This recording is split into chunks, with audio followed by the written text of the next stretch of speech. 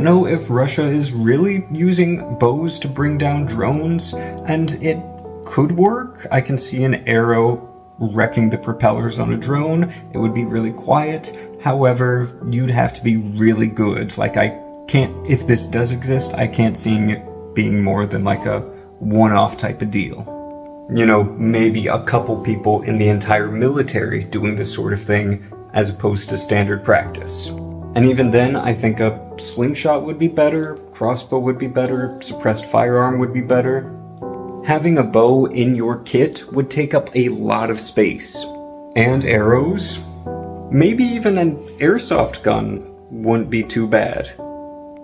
The idea is interesting, and arrows can go through Kevlar, they can go through sandbags, so they do have some uses.